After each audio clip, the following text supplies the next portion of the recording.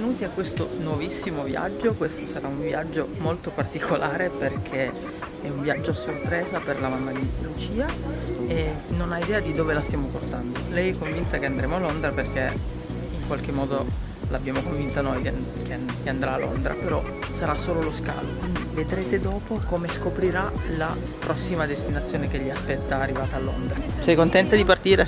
Sì. Cosa ti aspetti da questo viaggio? Speriamo che non mi stanco. Ecco. E di vedere tante cose belle. Va bene. Tipo che Cosa ne sai di so, provare lì? il Tamigi, Ah, lo però vedrò no. forse, boh. Il campanile Big Ben. Adesso apri gli occhi. Morto, non ho dormito manco un minuto e non so come arriverò lì, distrutto. Eravamo in volo verso Londra e tutto filava liscio. Anche il piano di Lucia per far scoprire a sua mamma dove eravamo davvero diretti. Il piano prevedeva una busta con su scritto la reale destinazione, facendola portare dalla nostra complice della British Airways.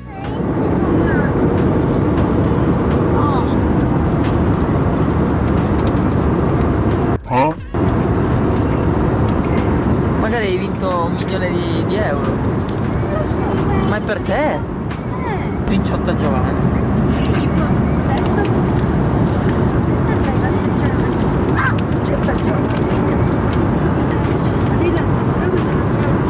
Il comandante del volo è lieto di informarla che all'atterraggio del seguente volo l'aspetterà un altro aeromobile rotto.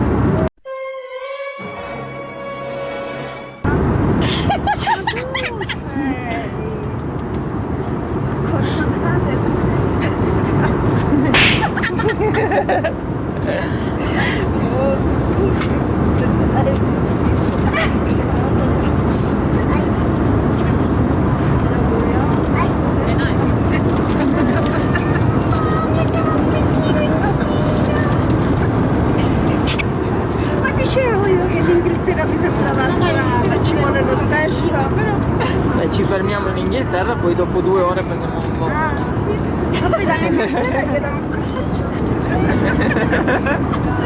Lo sanno tutti. Lo sapeva. Lo sapevano tutti tranne te, lo sapevano. Ah, certo, pure papà lo sapeva. Che abbiamo pure fatto una canzone. Da Messina a Pechino, da Messina a Pechino, andrà Giovanna, che aspetta un viaggio magico. Giovanna a Pechino, Giovanna a Xi'an, Giovanna a Shanghai, presto scoprirai.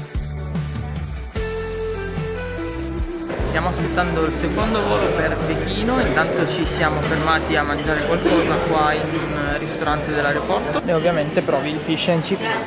Voi cosa avete preso? Eccoli! Sono arrivati. Ora che finalmente la sorpresa è stata rivelata, Giovanna si può imbarcare per la Cina. Siamo nel secondo aereo finalmente, Cina, arriviamo.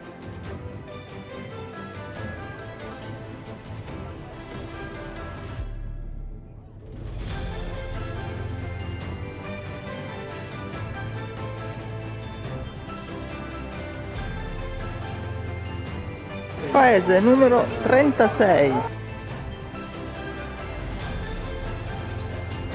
Arrivati finalmente e scopriamo le nap hubs, ovvero delle cabine per riposare. Siamo sul treno che collega alla città. Si prende direttamente dall'aeroporto ed è un treno velocissimo a quanto dicono. È la soluzione più veloce per arrivare in città.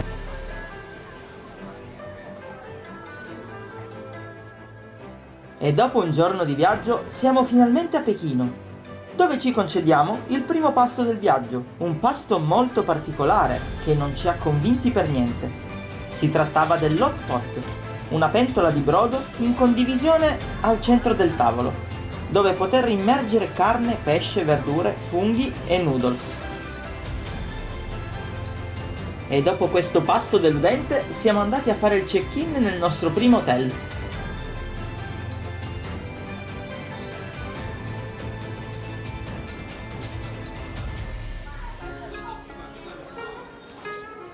Dopo un meritato riposo, siamo usciti per un giro perlustrativo nella nostra zona, molto affollata e piena di negozi.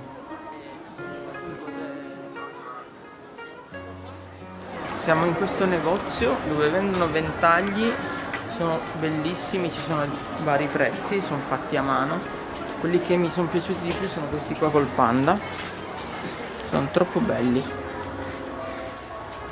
I cinesi hanno inventato i ventagli, che sono oggi ancora così cari alla cultura asiatica. E gli archeologi concordano nel dire che il ventaglio più antico, scoperto in Asia, sia risalente al secondo secolo a.C. Il ventaglio rotondo simboleggia la luna piena, simbolo di felicità e unione in Cina.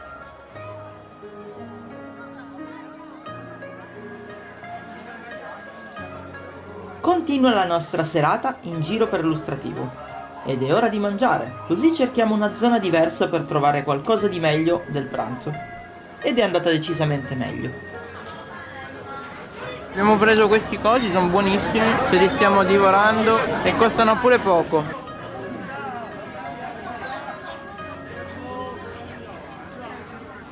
Siamo venuti fino a Pechino per mangiare le caldarroste.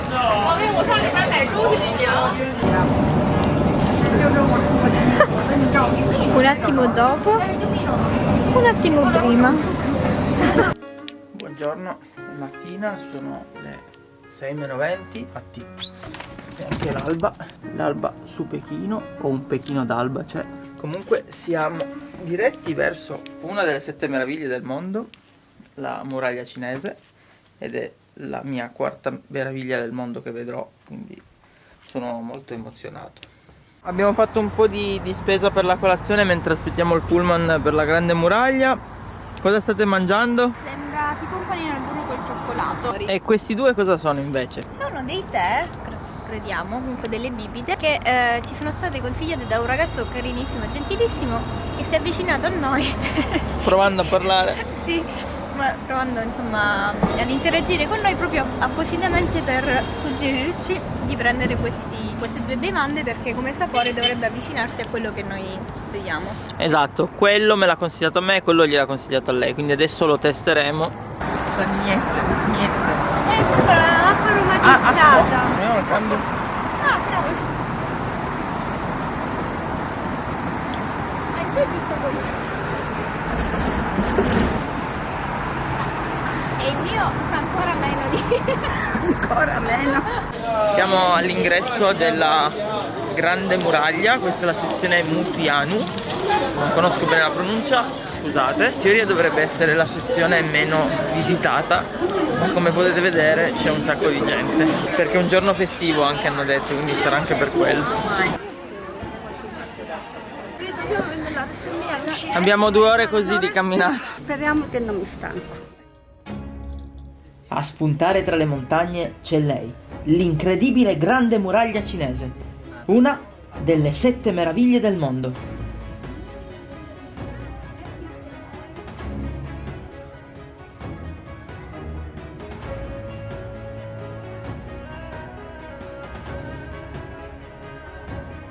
Si snoda attraverso la Cina settentrionale, per una lunghezza di 21.196 km. L'origine della Grande Muraglia cinese è a tutti gli effetti di carattere militare. La sua storia trova il punto d'inizio nella figura del leggendario Qin Shi Huang, vissuto nel III secolo a.C. e considerato generalmente il primo imperatore della Cina.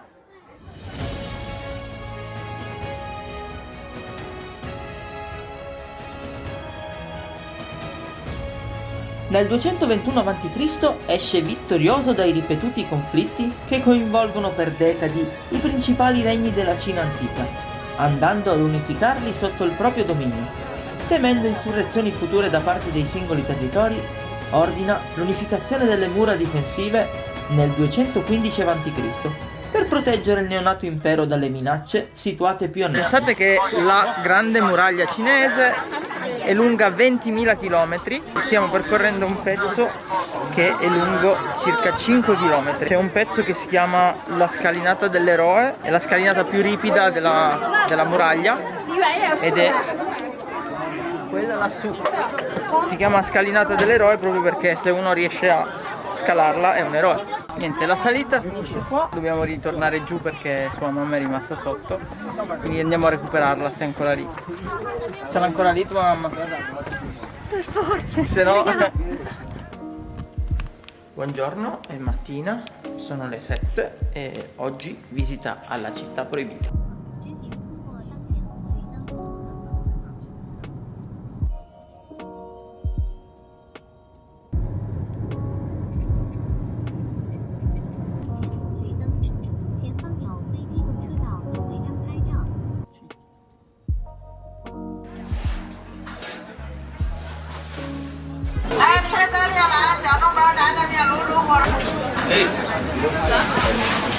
Ah.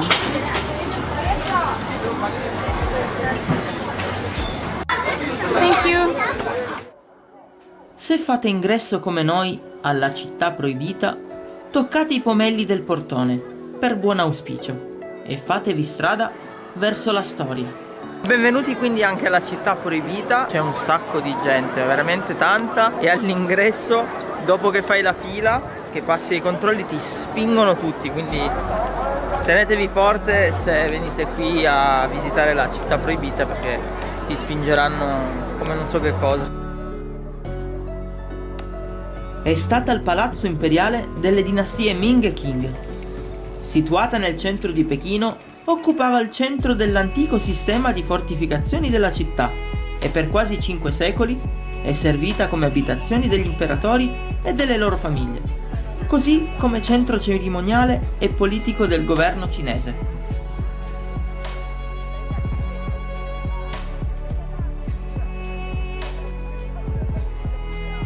Costruita tra il 1406 e il 1420, grazie al lavoro di più di 1 milione di uomini, l'opera è composta da ben 980 edifici, divisi in 8.707 camere e copre 720.000 metri quadrati. Numeri questi che ne fanno il più grande palazzo del mondo. Il complesso del palazzo esemplifica la sontuosa architettura tradizionale cinese ed ha influenzato anche gli sviluppi culturali e architettonici dell'intera Asia orientale. Ma perché è stata chiamata con l'oggettivo proibita? Secondo la tradizione cinese, l'oggettivo proibita deriva dal fatto che a parte i membri della casa imperiale, nessuno vi poteva entrare, senza l'esplicito permesso dell'imperatore. In questo modo si garantiva la massima protezione e riservatezza da possibili attacchi o intrusi.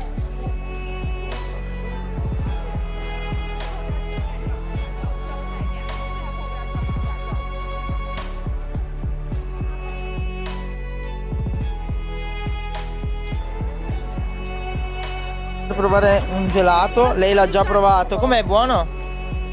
Che gusto è? Fragola? Il nostro è alla nocciola, adesso lo proviamo.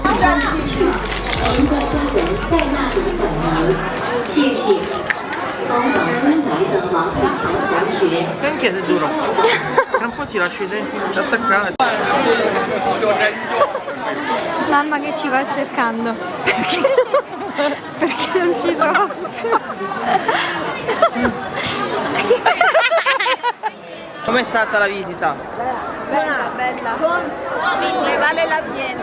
Pensare che qua ci hanno vissuto gli imperatori e le loro famiglie, sapere di aver camminato qua in un posto così importante è incredibile.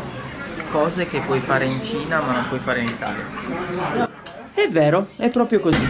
Secondo la nostra esperienza in Cina, a tavola si russa. Probabilmente è una forma di gradimento.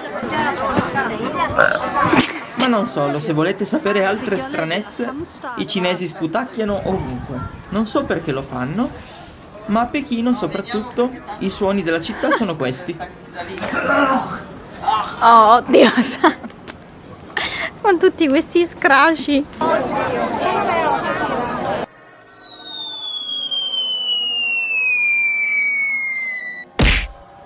Siamo saliti a metà, manca ancora metà e adesso andiamo a vedere la città proibita da là. Se ce la fanno, lei non ce la fa. Andate voi. Speriamo che non mi stanco.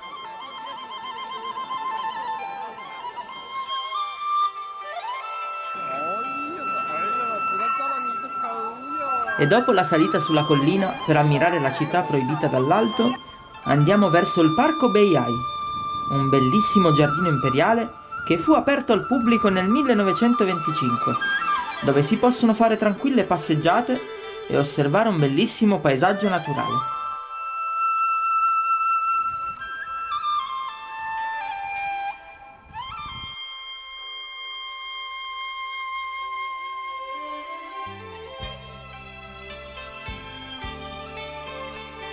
C'è persino una pagoda nel parco, la Pagoda Bianca.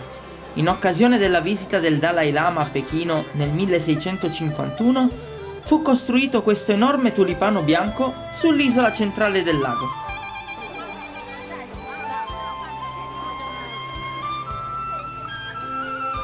Buongiorno, è mattina. Oggi siamo a vedere un tempio fighissimo e prima stiamo facendo colazione, ma una colazione particolare perché è una colazione abbastanza pesante perché non troviamo nient'altro.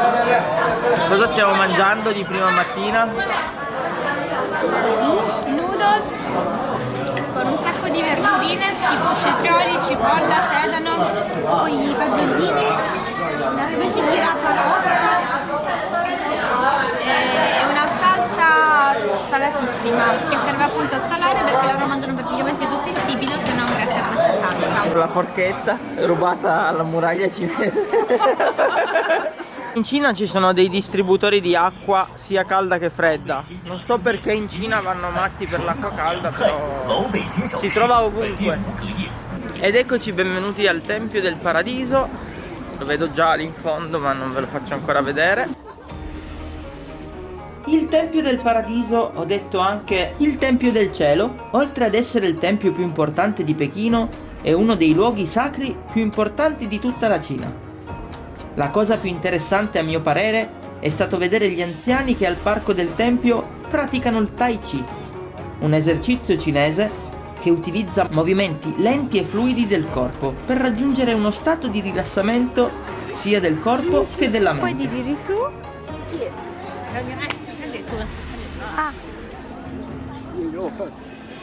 Ah, devi stare dritto.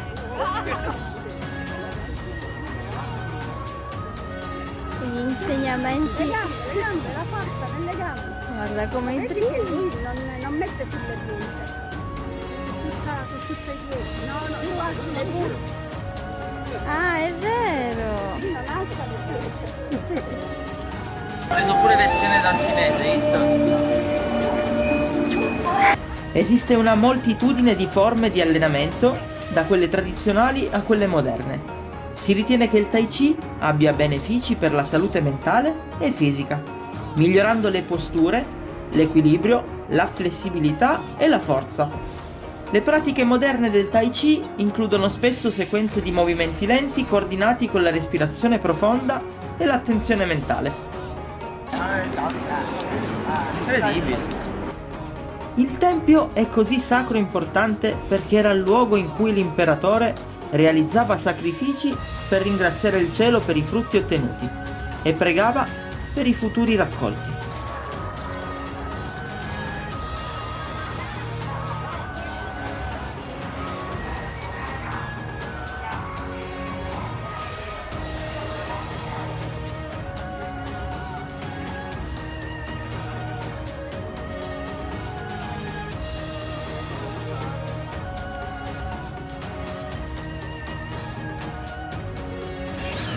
No, vabbè, Giuseppe sta per provare questa cosa fighissima. Complicato. Wow.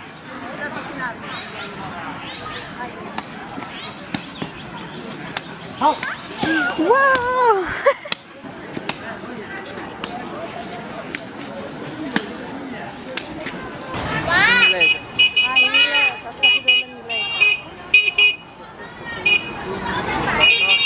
E dopo la visita al tempio era giunto il momento di fare pranzo.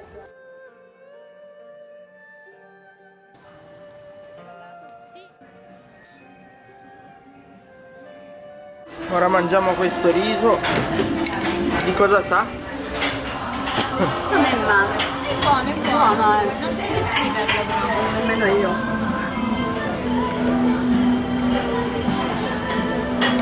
Però tutto sommato non è male. E dopo questo pranzo eravamo diretti verso un altro parco. Questo è il Palazzo d'Estate. Stiamo entrando. Manca solo Giovanna. Perché manca Giovanna? Perché ha preferito tornare in hotel a riposare. È troppo pigra Giovanna.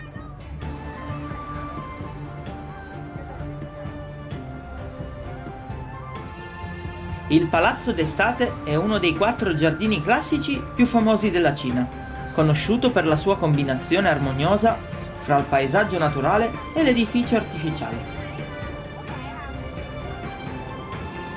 Questo parco si trova nella periferia nord-ovest della città di Pechino e dista a 25 km dal centro. Il Palazzo d'Estate ha una storia di oltre 800 anni, quando nel 1153 l'imperatore Wang Yangliang della dinastia Jing stabilì la città di Pechino come la sua capitale principale. Scelse già il luogo dove si trova attualmente il Palazzo d'Estate per costruire la sua villa.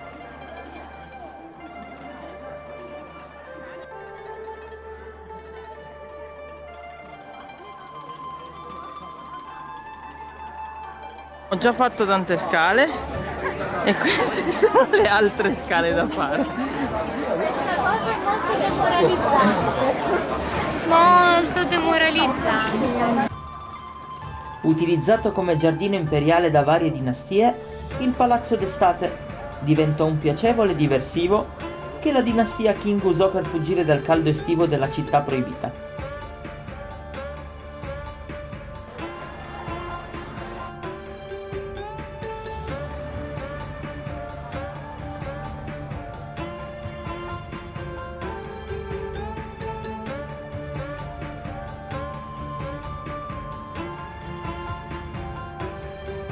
Finisce anche l'ultima giornata a Pechino, sì l'ultima perché oggi ci spostiamo per Xi'an e faremo molte ore in treno per andare a Xi'an.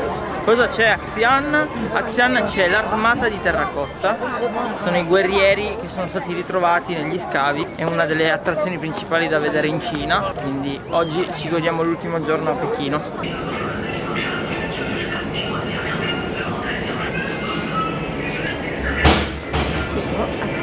Qui e la mia spalla, quindi la gente con i piedi si vede. E vi assicuro che se vi mettete davanti alla porta in cui c'è qualcuno, proprio vedete la figura intera, perché purtroppo questi affari, da alcune inclinazioni, riuscite a vedere il dentro. Stiamo salutando il nostro hotel a Pechino e come vi siete trovati in questo hotel? Bene. E ora siamo diretti verso la stazione che andiamo a prendere il treno per Xi'an. Il treno è partito, siamo sistemati nelle nostre cuccette. Qua sopra c'è Lucia e qua sotto c'è Giovanna. Sta mangiando.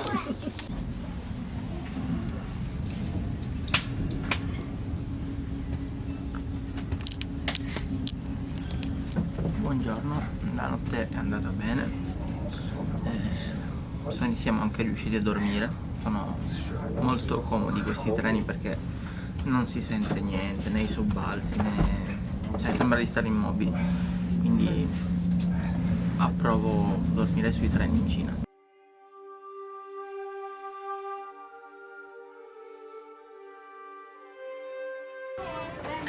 Siamo arrivati a Xi'an, stiamo uscendo dalla stazione e andiamo a fare non ancora il check-in, ma andiamo a posare i bagagli perché il check-in lo si può fare dalle 2 e sono le 8:30. Che esci dalla stazione vedi le mura di Xi'an e ora prenderemo un taxi per arrivare in hotel.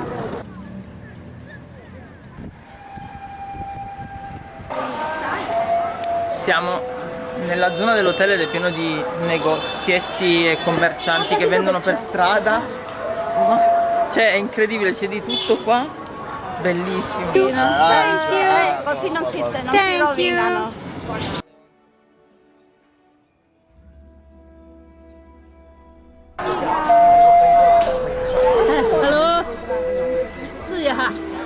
Provalo. Sì. Ok. Lo mette poi in punta, no?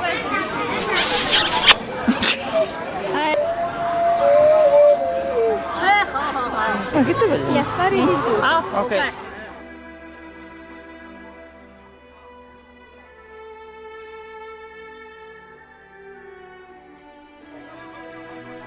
Ci siamo innamorati fin da subito anche di Xi'an.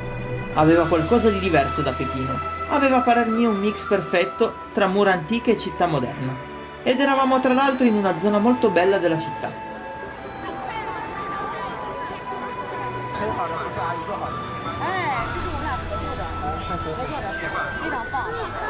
Simpatico cavalluccio.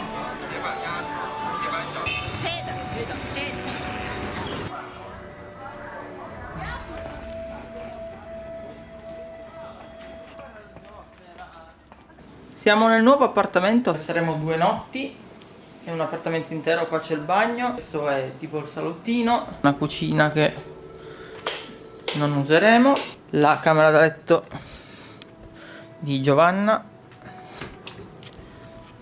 La nostra. E dopo il check-in è raggiunto il momento di esplorare la città, iniziando dalla White Ghost Pagoda. Tutto normale, motorini sul marciapiede.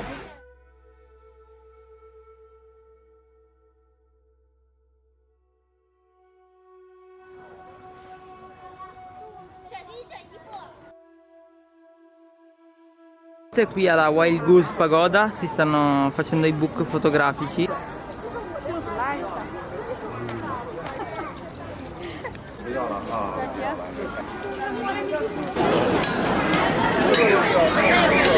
Stiamo passeggiando nei pressi della Wild Goose Pagoda e c'è un sacco di gente, c'è una bella zona dove passeggiare e ci squadrano tutti dalla testa ai piedi, ci chiedono foto, ci fanno foto di nascosto e niente, molto bella questa città, mi sta piacendo, è molto meno caotica di Pechino. No, mi fa, non capisco. È vero, mamma, perché con te sì e noi no? Ho fatto un video.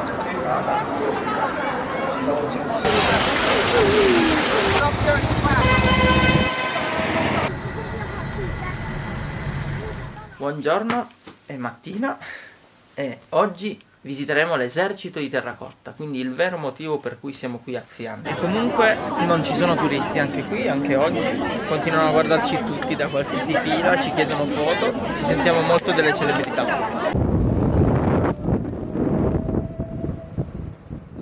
È incredibile, sono bellissime, il colore che si vede qua delle statue è troppo bello. È incredibile che siamo proprio qua a vedere queste statue che hanno più di 2200 anni. I guerrieri dell'armata di terracotta sono rimasti sepolti nell'oscurità per oltre 2000 anni a proteggere il mausoleo del primo imperatore della Cina, a 30 km dalla città di Xi'an.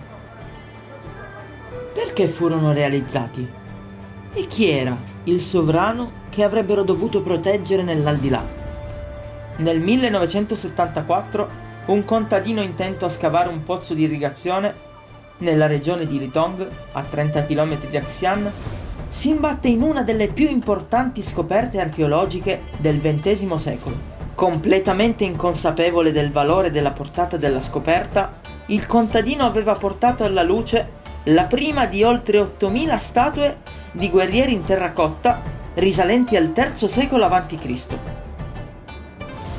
voluti da Qin Shi Huangdi, primo imperatore della Cina. A lui si deve l'inizio del progetto di costruzione della Grande Muraglia e la realizzazione del celebre esercito di terracotta, concepito come parte del grandioso corredo funerario che doveva accompagnare l'imperatore dopo la morte. Dato che era ossessionato dall'idea dell'immortalità, l'esercito avrebbe continuato a servirlo dopo la morte.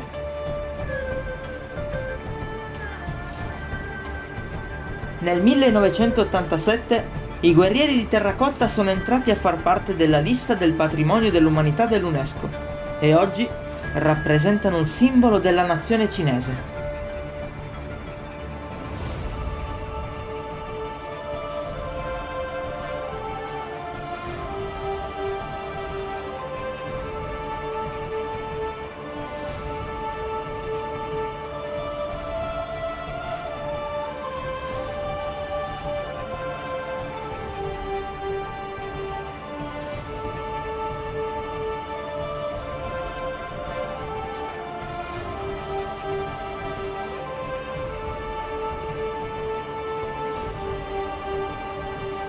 Qua spiegano come venivano colorate. Prima passavano la prima mano, poi così, poi veniva così e infine così.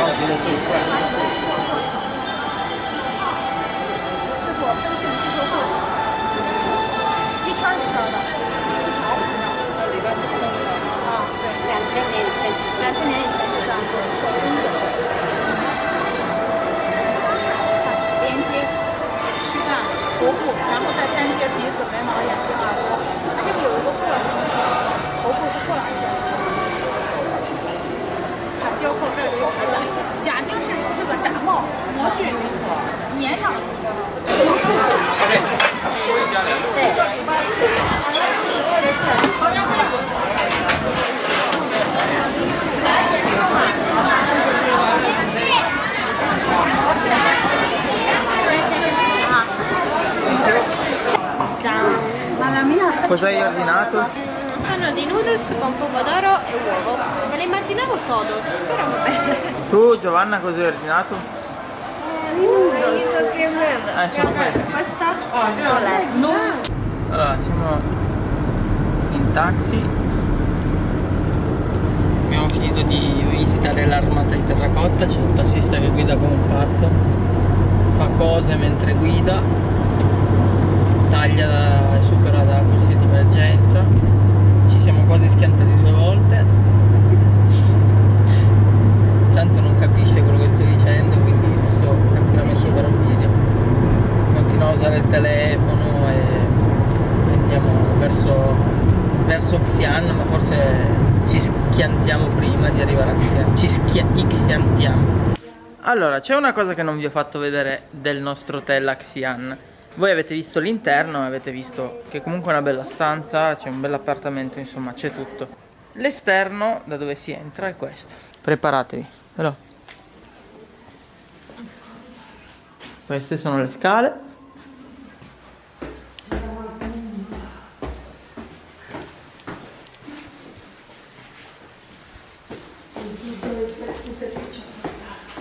Vabbè, dai, sta zitta. Ma che cavolo. Mi fa fare cattiva pubblicità. Guarda che dentro è bello, non manca niente. Comunque c'è anche il coso della password, quindi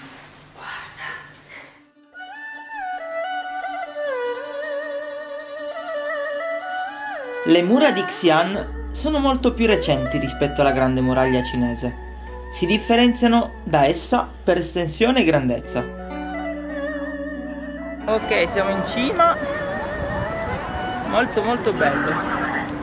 Sotto c'è la piazza dove noi praticamente alloggiamo, più in là. Però questa è la piazza, diciamo, dove prendiamo sempre il taxi. Le mura servivano a proteggere la città di Xi'an dalle invasioni esterne e garantire la pace dei cittadini, mentre la grande muraglia serviva a difendere i confini dell'impero.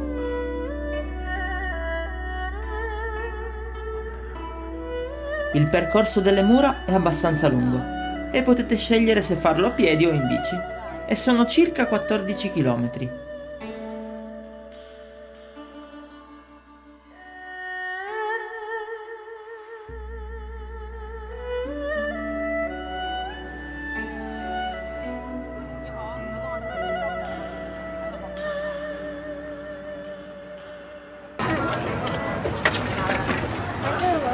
Credo sia la pesca.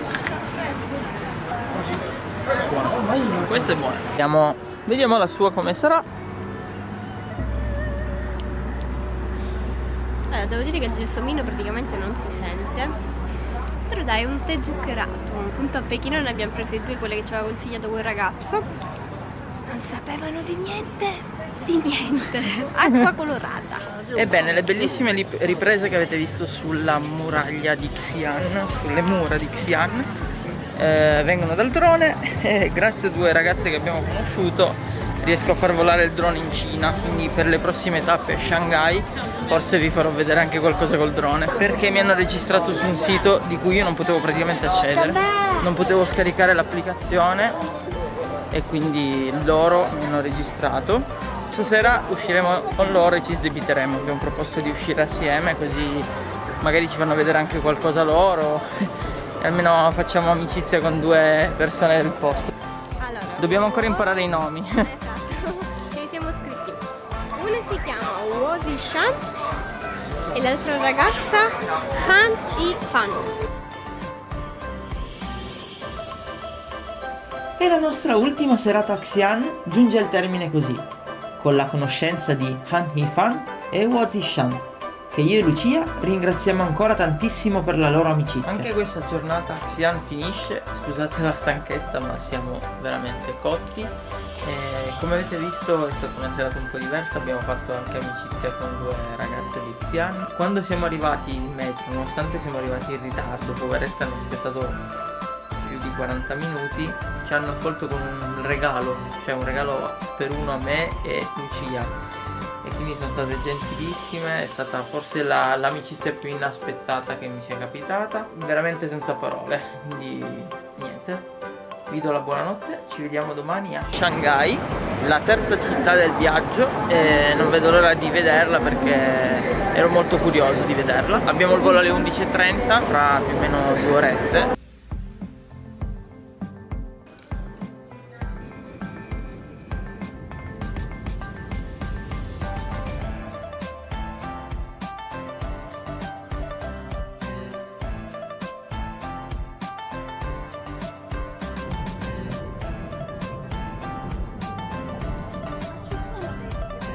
Siamo nell'hotel a Shanghai, è hotel a 19 piani e speriamo sia bello.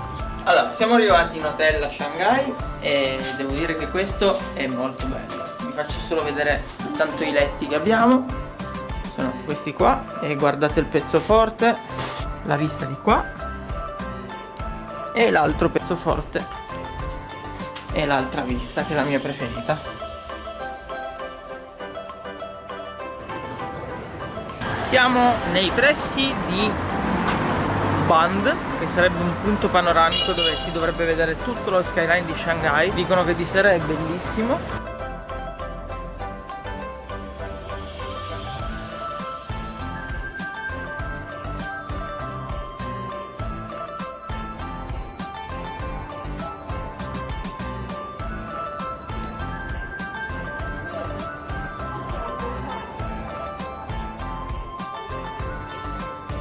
È arrivata anche Giovanna finalmente. Ora siamo tutti e 3 al completo.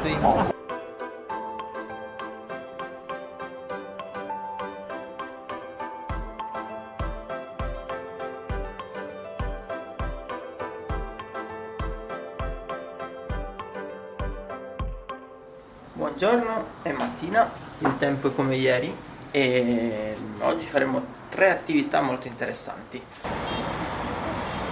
Andiamo a fare colazione scelta da Lucia. C'è il pane di sopra. Sì, è colazione scelta da Lucia, abbiamo speso 40 euro in 3 per la colazione, tutta colpa di Lucia, vero? La mia colazione è uno yogurt, vorrei far notare. Ora che piazzone a Giovanna, io ho mangiato già un sandwich e adesso mangerò un toast al salmone, un bello smoothie e un bello smoothie anche lei. 40 euro. Io e Giuse abbiamo appena scelto questa coppietta di leoncini che sono di buon auspicio per la fortuna. Infatti qui c'è la scheda informativa good luck per quelli rossi. Eravamo indecisi anche per luck and love, per quelli rosa, ma insomma ci facevano più simpatia questi. Guarda che carini, carinissimi! Qui a Shanghai, tra le cose da fare, troviamo City God Temple, nato come Jinshan Temple. Il tempio è dedicato al dio della città, divinità ancestrale comune a tutte le civiltà antiche, ma sopravvissuta in Cina fino ai giorni nostri.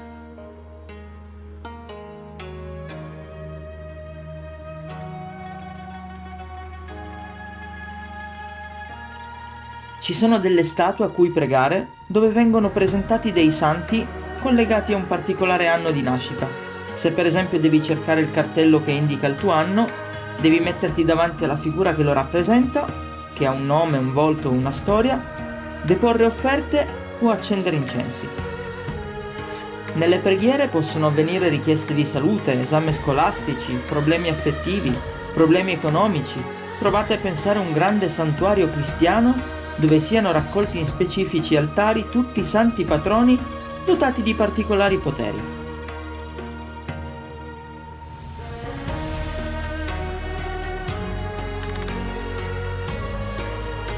Fuori dal tempio ci sono moltissimi negozi e luoghi in cui mangiare.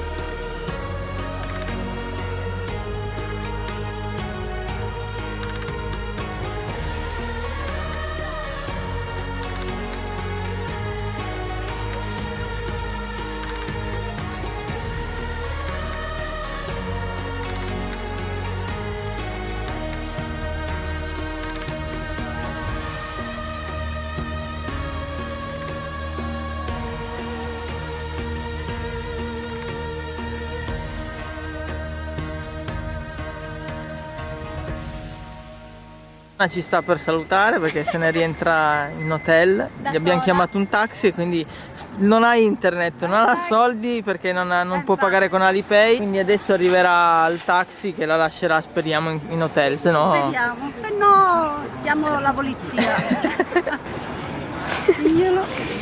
Ecco il pacco da consegnare. Ciao mami! Speriamo che mamma arrivi sana e salva a destinazione. Chissà se mamma si perderà oggi. Oggi il 9 ottobre 2024. l'ultima volta che è stata vista dalla mamma. Ore. Ciao mami.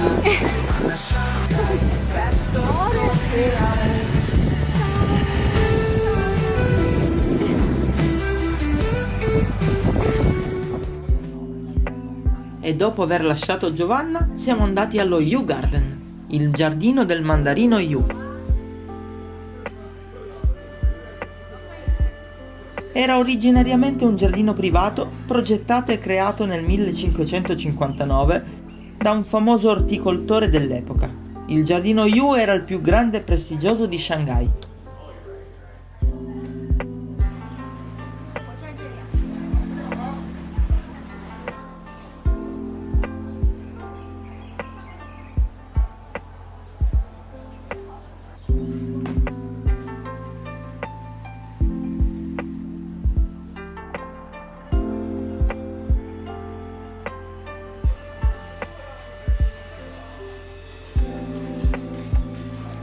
Altra cena come al solito e andiamo a esplorare la zona dei grattacieli di Shanghai.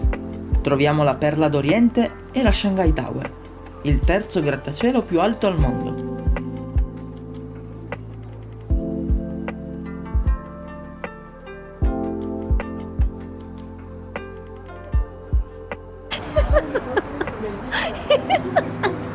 Prova a scattare una foto e la gente si mette davanti.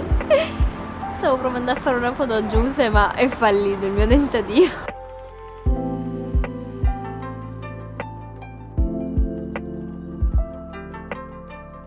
Siamo alla stazione dei bus di Shanghai e stiamo andando a Xitang, è una città antica sull'acqua che sembra vagamente un po' Venezia, dove hanno girato tra l'altro anche Mission Impossible, quindi andremo lì. Tra l'altro questa stazione sembra un aeroporto perché ogni bus ha il suo gate.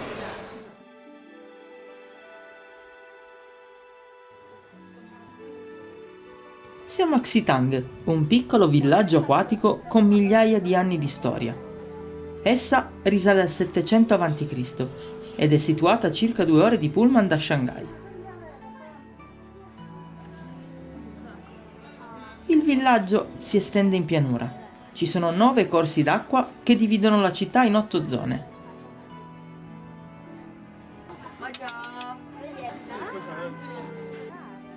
È una piccola Venezia, non ci sono auto e il mezzo di trasporto per le persone e le merci sono le barche.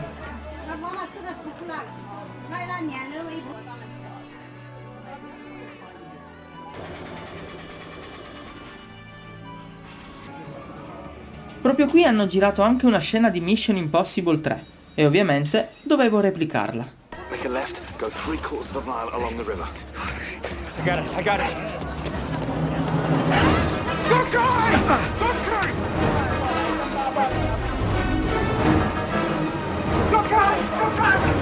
3/4 of a mile along the river.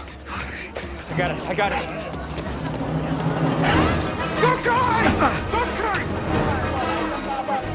Ebbene, dopo questo momento Mission Impossible possiamo andare a mangiare. Stiamo assaggiando un frutto strano che comunque ce l'ha messo qua a mo' di succo, insomma. Ecco, qui mamma si sta...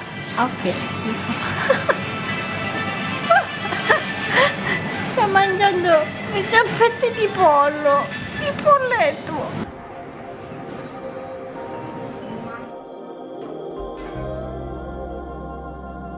Buongiorno da sotto il nostro hotel. Questa mattina stiamo andando al Buddha di Jada Temple, quindi questa mattina la impegneremo così per poi finire il pomeriggio sul grattacielo Shanghai Tower. Siamo oggi nel tempio buddista più famoso di Shanghai. Questo tempio ospita un ordine monastico di ideologia zen.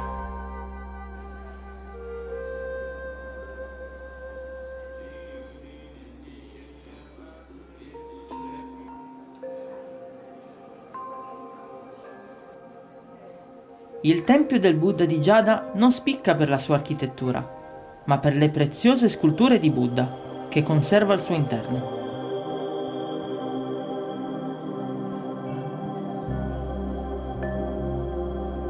La figura più impressionante è il Buddha seduto, alto 2 metri, con un peso di 200 kg e decorato con pietre semi-preziose. L'altra scultura, realizzata in giada bianca, è la figura del Buddha reclinato.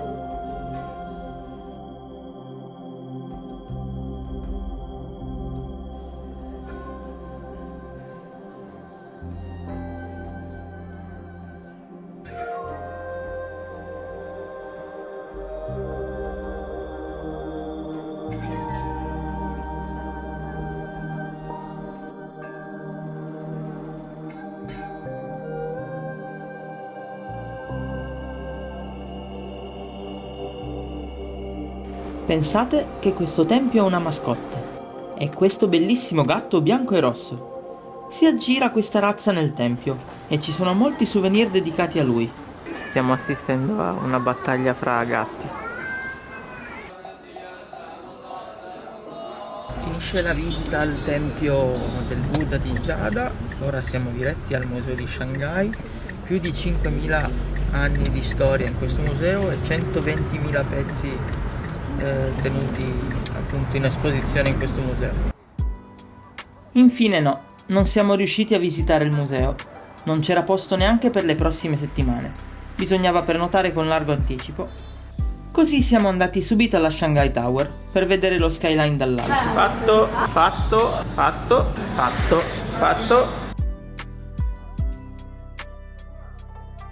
Alto 630 metri a 128 piani. È il terzo grattacielo più alto al mondo, come vi dicevo, dopo il Burj Khalifa a Dubai e il Tokyo Skytree a Tokyo.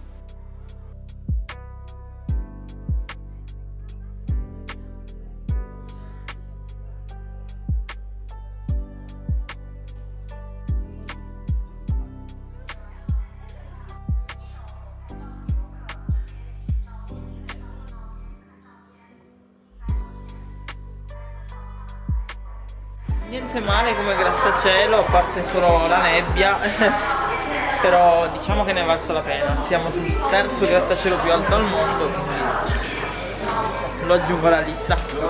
Vedi Giovanna, dovevi andare a Londra? Sì, a Londra. 再来一张，你站到这儿，你站到这里啊。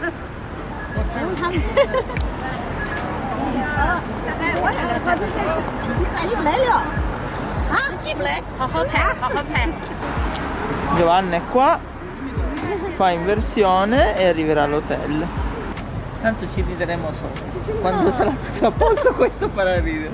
Abbiamo perso sua mamma forse perché non risponde al messaggio. Lei ogni volta che arriva col taxi all'hotel deve avvisarci che è tutto a posto, però non risponde né al messaggio né alla chiamata, quindi probabilmente adesso dobbiamo andare fino all'hotel per cercarla, sarà l'intorno che girerà. Perché l'autista non l'ha lasciata al solito posto, ma praticamente nella parte opposta dell'hotel. Perché a volte ci lascia davanti o a volte ci lascia di lato. Questa l'ha lasciato dall'altro lato della strada. Opposto completamente, quindi non lo so se mamma si raccapezza perché stranamente non ha neanche ancora ricevuto il messaggio. Quindi mi sa che non faccio Si è persa a Shanghai, mi sa.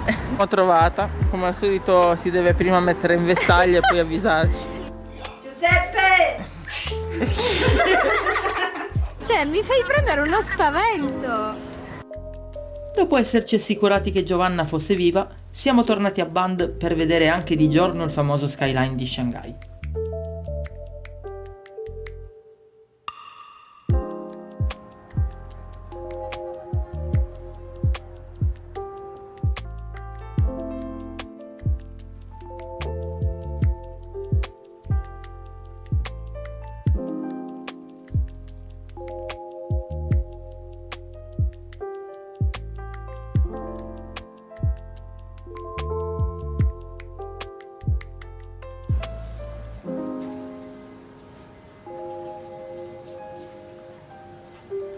Ed il giorno successivo siamo stati al Fuxin Park, un incredibile parco dove gli anziani praticano sport e balli.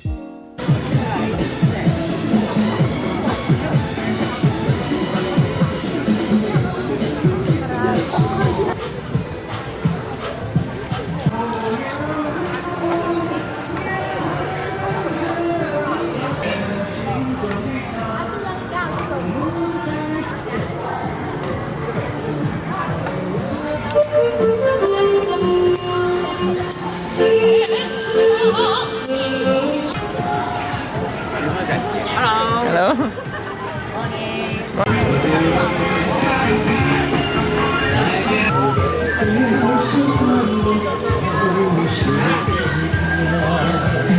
Allora, dovete sapere che abbiamo... Che sfumazza qua, mamma mia. Come fanno quando ci guardano? E non scherziamo ragazzi, ci guardavano davvero così. Sta succedendo che di solito spediamo mamma in taxi per tornare in hotel, invece stavolta ne abbiamo chiamato il taxi nella speranza che riesca a raggiungere lei noi qui. Quindi sarà divertente perché di solito mamma quando poi arriva in hotel ci avvisa perché finalmente lo fa in camera e ci dice se è arrivata. Qua non può avvisarci. Qua non può avvisarci. Non ha internet, non ha niente, speriamo che arrivi a destinazione proprio qua. Che non ci sia nessun intoppo. Mamma è sana e salva, anche stavolta è arrivata a destinazione. Ci siamo messi a correre perché abbiamo visto che era arrivato. Non ti facciamo camminare mammina, ti facciamo fare un'altra cosa. Ballare. Boh. Mi sudo così. Speriamo che non mi stanco.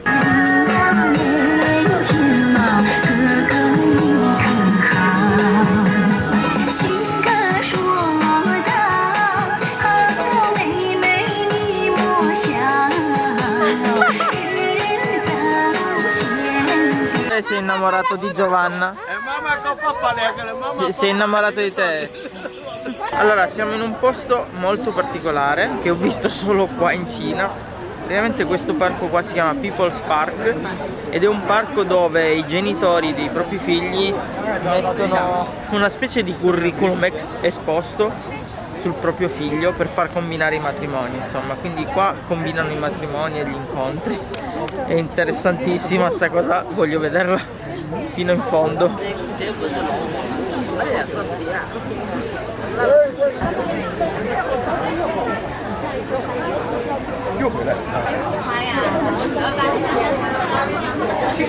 È enorme questo posto, ci sono un sacco di persone. Comunque in questo parco appunto vengono i genitori dei propri figli in cui mettono in mostra il curriculum del proprio figlio, che lavoro fa, l'età, il peso e l'altezza, e in più richiedono anche dei requisiti, richiedono, che ne so, una ragazza che sia alta 1,50, 1,55, ed è incredibile perché è pieno, cioè. E si coprono tutti perché non si vogliono far fotografare. Ah, quindi se ho ben capito ci sono sia maschi che femmine. E stiamo traducendo poco per volta i curriculum. Questo signore ha preso Lucia e vuole fargli un ritratto. Non ho ben capito, adesso andremo a vedere. Ok, sì, gli sta facendo un ritratto. 黑木，很脏了，知道吧？直播我可以再 Sembra che hai preso un palo in fronte. 哎，你直播嘛噻，我都比你好一点，我还怎么干？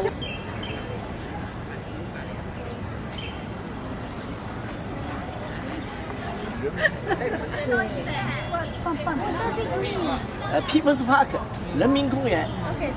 全民 Ah, la data? People's Park è la data di oggi. People's Park. L'artista si prepara al ritratto, si avvicina al soggetto. Si è fatto più piccolino, più giovane.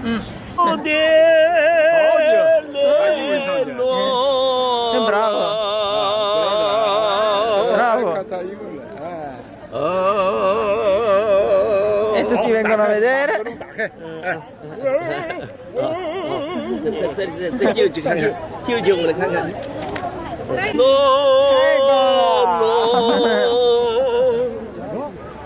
每一朵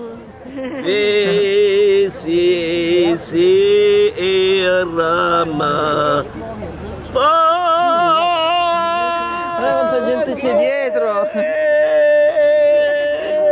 Con tanto adora.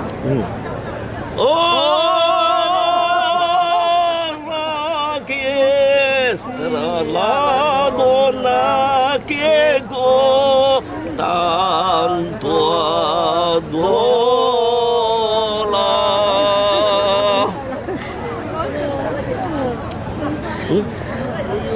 Oh mio Fernando. It's a name. Nando terra e trona.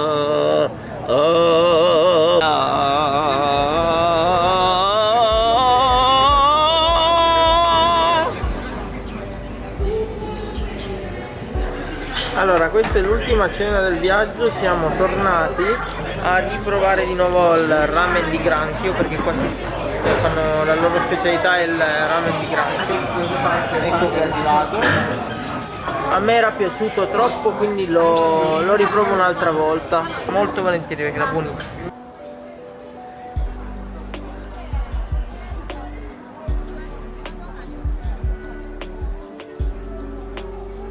Lasciamo così anche Shanghai, la terza ed ultima tappa del viaggio. Il giorno successivo avremmo avuto il volo di rientro. Com'è stato il viaggio? Bellissimo viaggio, organizzato bene da Giuseppe, e poi ero in compagnia pure di mia figlia, è stata una cosa nuova, bella, divertente e per 39 anni che non facevo un viaggio così, dal viaggio di nozze, figurate un po', comunque lo rifarei. Anche per me la gente è molto calorosa, un sacco di cose divertenti da fare, un sacco di abitudini diverse, merita parecchio. Come avete visto ci chiedevano di continuare di fare foto assieme come se fossimo delle celebrità, soprattutto mamma era praticamente la Johnny Depp dei cinesi qui. E no, davvero dovete venire, ma soprattutto per le persone, molto calorose, cioè il 50% era molto caloroso, estremamente caloroso, l'altro 50% erano così. E niente, ci hanno aiutato parecchio, un sacco di domande, gente che si incuriosiva, no, nella nostra presenza.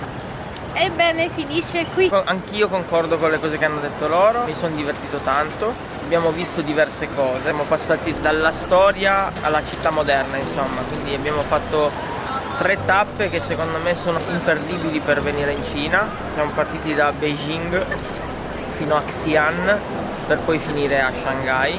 Ho preferito sicuramente le prime 2 tappe dell'ultima, semplicemente perché c'è più tradizione, c'è più storia e anche perché comunque vedere la gente che ti ferma, che non è tanto abituata a vedere un occidentale, fa effetto, insomma, perché vedi i loro sguardi curiosi e questa è stata secondo me la parte più divertente del viaggio. Per il resto, come al solito, come vi dico sempre, ci vediamo a un prossimo viaggio.